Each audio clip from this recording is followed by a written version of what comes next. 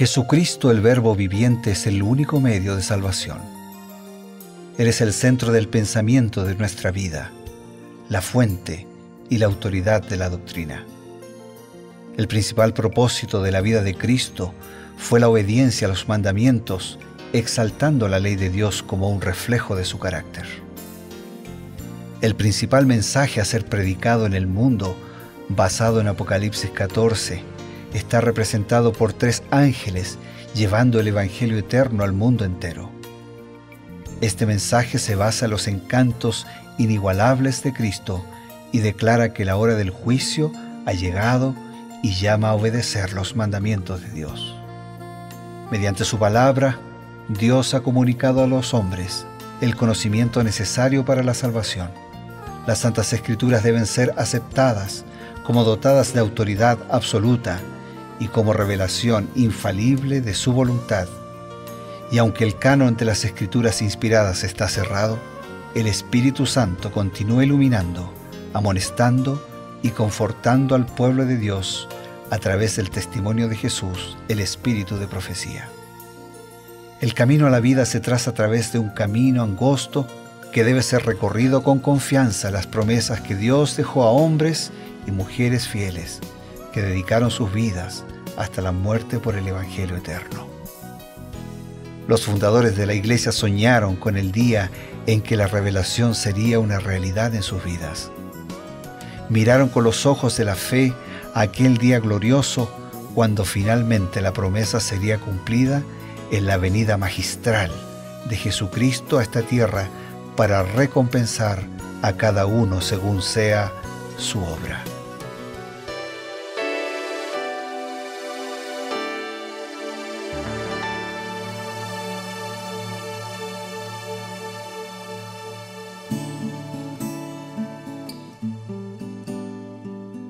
Queridos amigos, es muy grato reencontrarnos aquí en la señal de la Nuevo Tiempo, a través de la radio, de la televisión y por supuesto del internet, porque muchos internautas buscan el sitio de Nuevo Tiempo y estamos también en TuneIn y hay muchas otras emisoras que repiten la señal de la Nuevo Tiempo. Así que usted tiene muchas formas de acceder a esta señal que es la señal de esperanza. Estamos reavivados por su palabra en el sector Creed en sus profetas. Nos acompaña el pastor Bruno Razo para profundizar, aclarar a través del Espíritu y Profecía muchos temas de la Sagrada Escritura.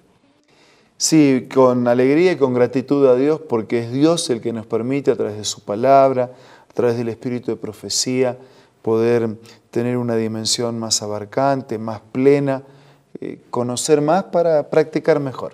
Qué bueno. Interesante esa idea, amigos, conocer más para practicar mejor. Esa es la invitación de Reavivados por su palabra. Y nosotros hemos llegado ya a un momento en que el autor del libro del Éxodo empieza a darnos algunos detalles de la construcción del tabernáculo y con más detenimiento lo hace, ¿no? Parece que él estaba preocupado en que cada cosa se pusiera en su lugar y las escribió como para dejar claro que el Señor es un Dios de orden.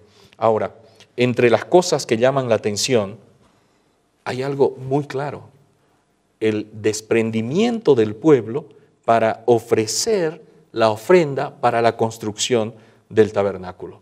El Espíritu de Profecía tiene algo para decirnos. Sí, tiene, yo lo voy a leer del mismo Patriarcas y Profetas, dice: para la construcción del santuario fue necesario hacer grandes y costosos preparativos.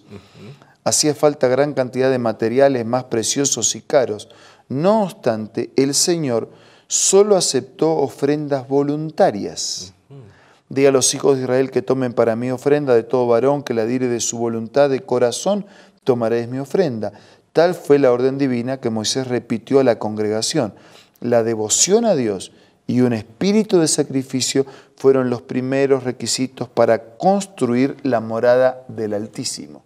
Es interesante que para la construcción de la casa de Dios se requiere esfuerzo y sacrificio. Y a Dios procuramos darle lo mejor. En realidad, la casa de Dios debería ser mejor que nuestras casas. Sin duda.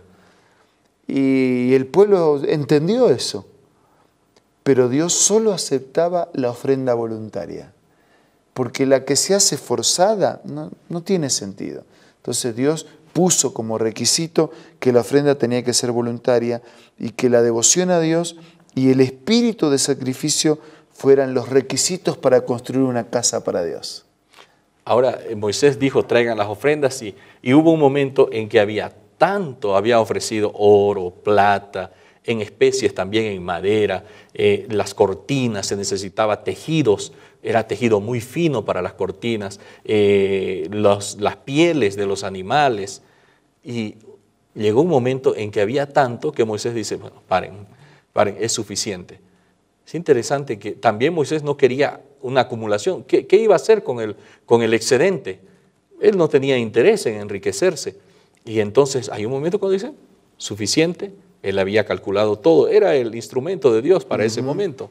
Y era un fiel administrador, era para construir la casa, la casa de Dios, y cuando ya tenía. Ahora, en el fondo hay un principio que se maneja detrás de todo esto, entre otros. Por un lado, el desprendimiento de Dios. Claro. Dios se desprende porque nos da todo. Nos dio en Jesús lo mejor que el cielo tenía. Entonces, cuando hay un Dios que se desprende y hay una criatura que reconoce a ese Dios, que se beneficia por el desprendimiento de ese Dios, que recibe fe, esperanza, protección, salvación, seguridad, presente, futuro.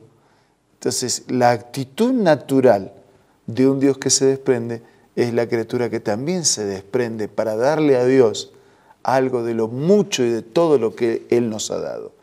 Por eso, cuando eso ocurre, los recursos sobran. Qué bueno, qué bueno. Y una cosa que llama la atención, pastor, es que la ofrenda dice que tenía que ser voluntaria, de corazón, y solamente esa ofrenda el Señor, a través de Moisés, la recibiría. ¿Por qué es importante que la ofrenda sea voluntaria? Porque Dios se ofreció voluntariamente para nosotros. Entonces, cuando nosotros somos recíprocos con ese amor, tiene que ser voluntario.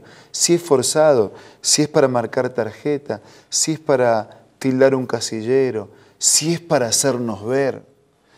Pablo, cuando escribe a los Corintios y habla del amor, dice, ustedes pueden dar mucho, hablar bonito, saber, conocer, e incluso dar el cuerpo, quemarse por una causa justa, pero si no lo hacen por amor no les sirve de nada. Entonces tenía que ser voluntario, porque lo voluntario expresaba que nacía de un corazón puro y de un corazón de amor, que admitía, que reconocía lo que Dios hizo y la grandeza del amor de Dios para con uno, la devolución en parte de ese amor. Yo quiero profundizar todavía un poco más este tema del desprendimiento. Sí. ¿Por qué? Porque Pablo, teólogo así bien profundo en sus contenidos también, Pablo dice que haya en vosotros la misma actitud que hubo en Cristo Jesús, la cual, dice él, no escatimó el ser igual a Dios como cosa que aferrarse, sino que se despojó, se vació. Dios es un Dios de desprendimiento. El cielo se desprendió de lo mejor que tenía.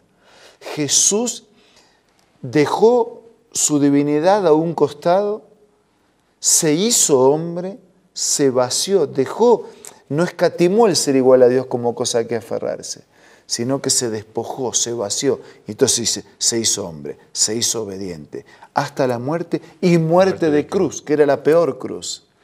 ¿Todo eso por qué? Por amor. ¿Todo eso con qué propósito? Salvarnos. Entonces, cuando yo hago algo para Él, ¿cómo debe ser hecho? Por amor. ¿Con qué propósito? Reconocer que quiere la salvación, aceptar y apropiarme de esa salvación. Por eso vas a encontrar en la Biblia que el Señor acepta 2 moneditas de una mujer viuda que no valían nada. Y no solo las acepta, sino que las elogia. Claro. Y las deja en parte en el registro sagrado como un ejemplo. Qué cosa. Y no acepta, dice que allá en la esquina, Hacía sonar su moneda para que todo el mundo se diera cuenta de cuánto él estaba dando. ¿Por qué? Porque no era por amor. Para que Dios reciba tiene que ser por amor y de buena voluntad. Qué bueno. Con esos pensamientos, amigos, estamos con ustedes. Vamos a tener un breve paréntesis y ya retornamos.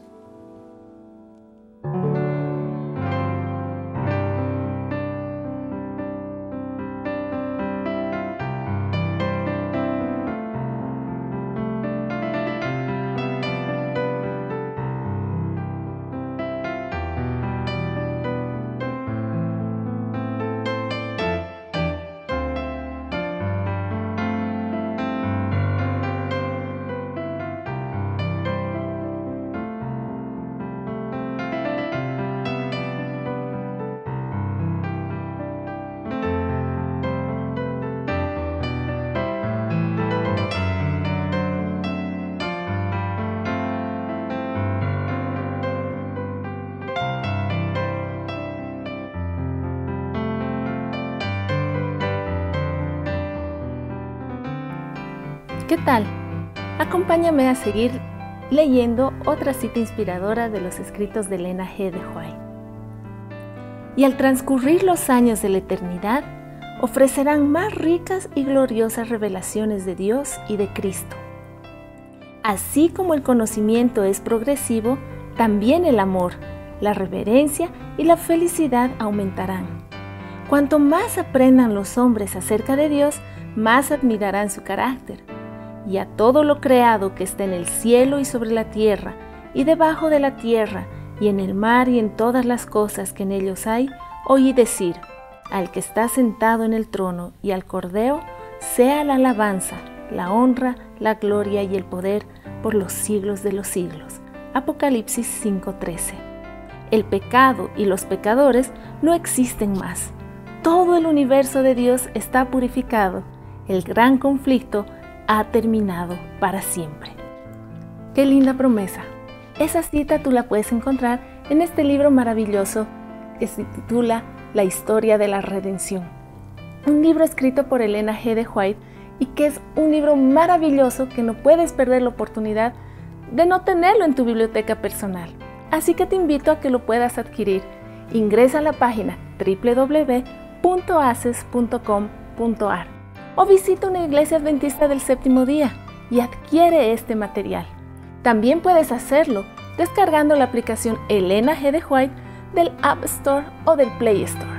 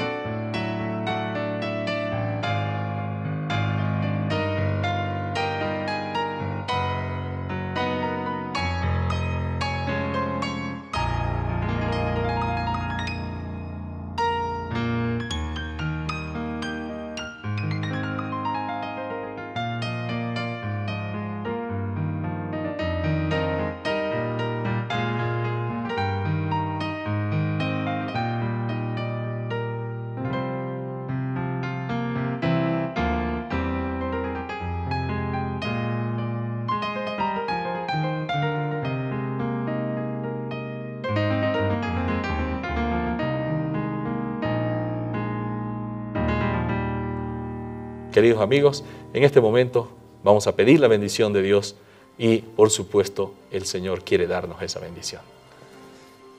Vamos a orar entonces. Señor, gracias porque te desprendes de lo mejor del cielo para salvarnos. Ayúdanos a nosotros también a ser desprendidos, a ser fieles, a ser voluntarios, a ofrecerte nuestra vida, nuestros dones, nuestros talentos que son tuyos, para hacer tu voluntad, para preparar tu casa, tu templo, tu iglesia y tu regreso. Te pedimos, te agradecemos todo en el nombre de Jesús. Amén.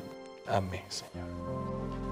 Queridos amigos, tenemos marcado un reencuentro. El día de mañana, por la gracia de Dios, estaremos juntos nuevamente en Reavivados por su palabra y creed en sus profetas. Hasta pronto.